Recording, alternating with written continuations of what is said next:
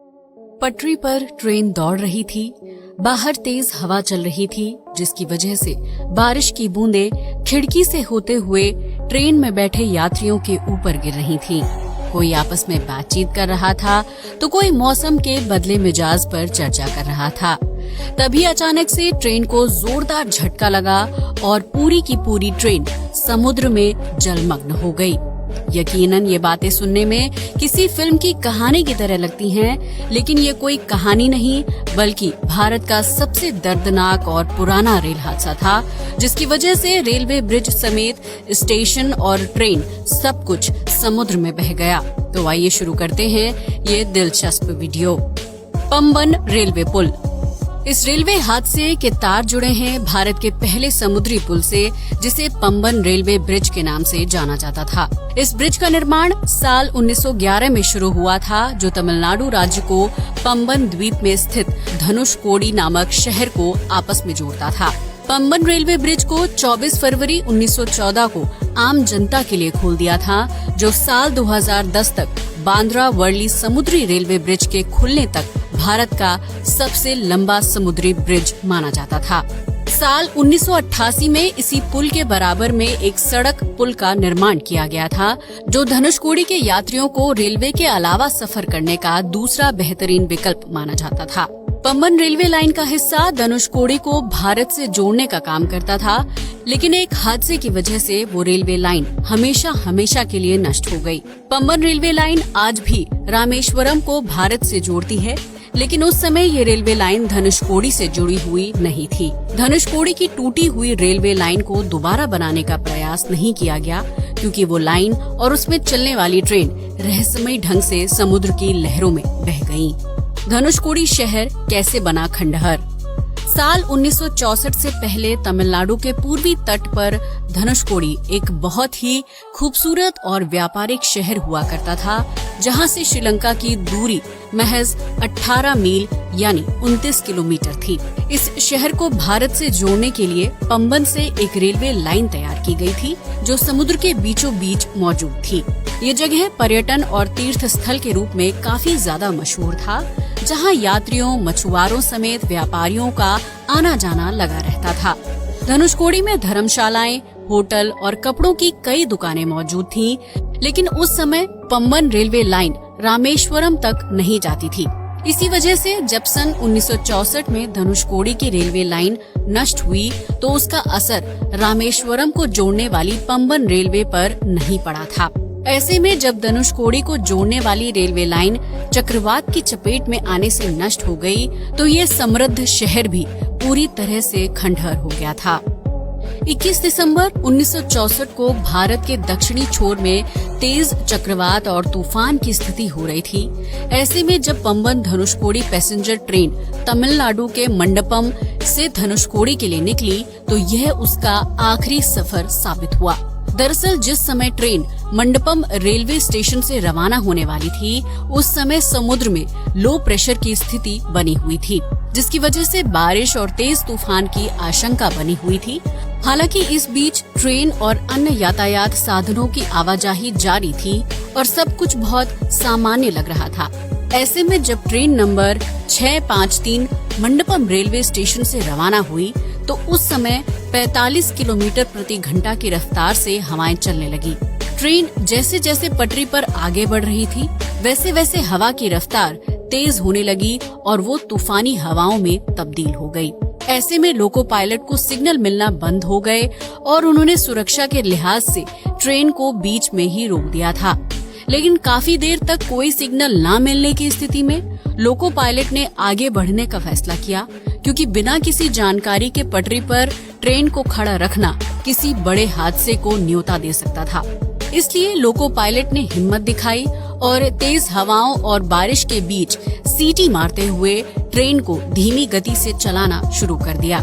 इस बीच श्रीलंका से दक्षिण भारत की तरफ बढ़ रहे तूफान की रफ्तार तेज हो गई और अब हवाएं 280 किलोमीटर प्रति घंटा की रफ्तार से चलने लगी।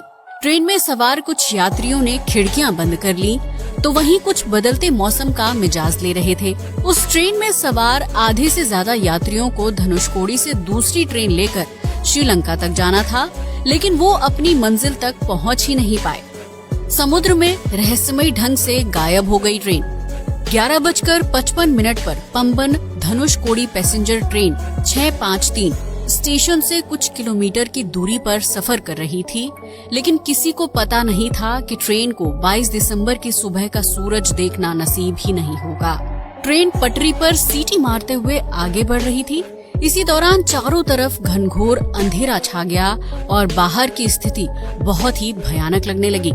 लेकिन ट्रेन को बीच में रोकने के बजाय लोको पायलट ने जोखिम उठाकर बिना सिग्नल के ही ट्रेन को आगे बढ़ना जारी रखा।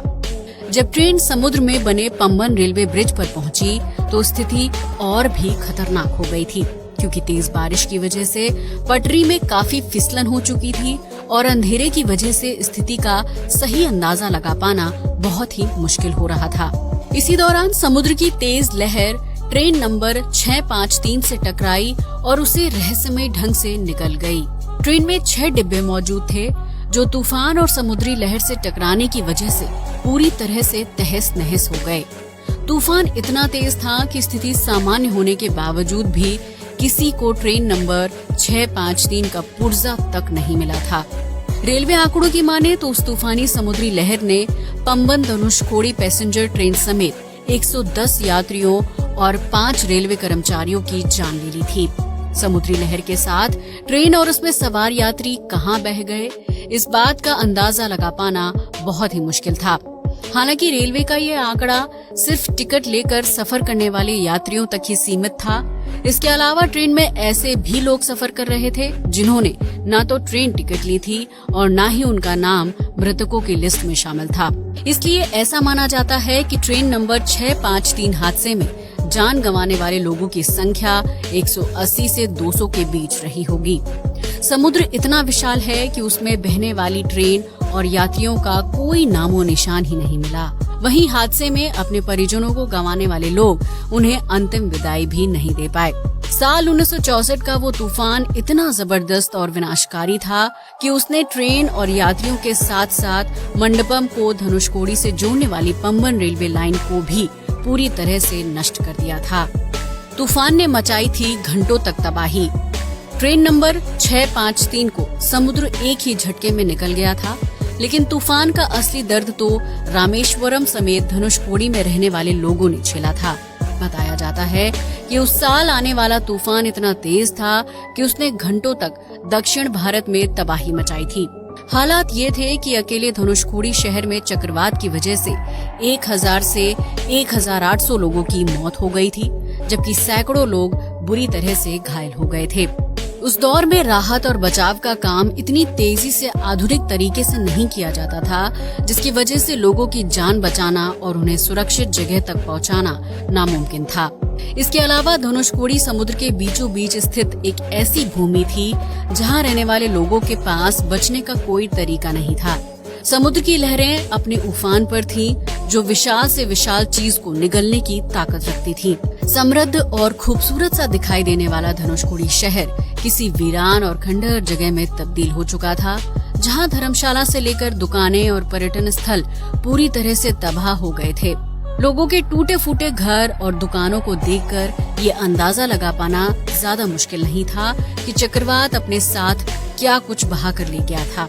इस प्राकृतिक आपदा में मंडपम को धनुषकोडी से जोड़ने वाली रेलवे लाइन पूरी तरह से तहस नहस हो गई थी, जिसके बाद उस ब्रिज को दोबारा कभी बनाने की कोशिश नहीं की गई।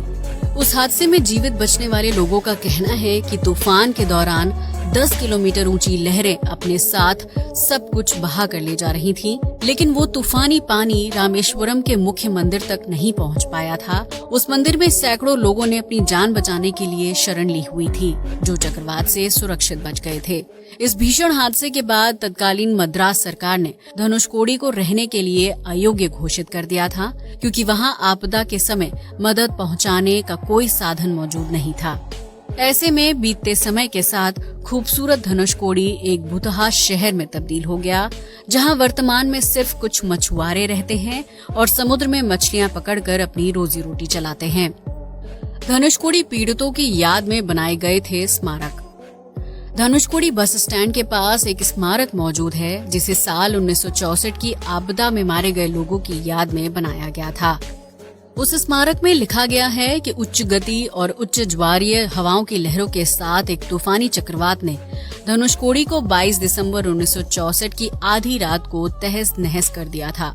ये तूफान 25 दिसंबर 1964 की शाम तक जस के तस चलता रहा। उस चक्रवात से भारी नुकसान हुआ था, जबकि सैकड़ों लोगों ने अपनी जान गंवा दी थी और पूरा का पूरा धनुषकोडी शहर बर्बाद हो गया था। धनुषकोडी में रहने वाले मछुआरे अपनी जान को जोखिम में डालकर उस शहर में रहते हैं, जबकि उनके परिवार दक्षिण भारत में हैं। वो मछुआरे मछली पकड़कर नाव के जरिए रामेश्वरम तक की यात्रा करते हैं, क्योंकि इसके अलावा उनके पास ट्रेन का विकल्प मौजूद नहीं है। तो ये थी रहस्यमय ढंग से गायब होने वाली पंबन धनुषकोडी पैसेंजर ट्रेन 653 की कहानी, जो अचानक से गायब होने के साथ कई लोगों को समुद्र के लहरों में ले डूबी। यकीनन इस ट्रेन हादसे को भारत के सबसे भयानक और रहस्यमयी घटनाओं में से एक माना जाता है, क्योंकि इस घटना ने लोगों को अंदर तक हिला कर रख दिया था। अगर आपको ये वीडियो पसंद आया हो तो इसे लाइक और शेयर करना ना भूलें। साथ ही हमारे चैनल को भी सब्सक्राइब करें। जय हिंद दोस्तों।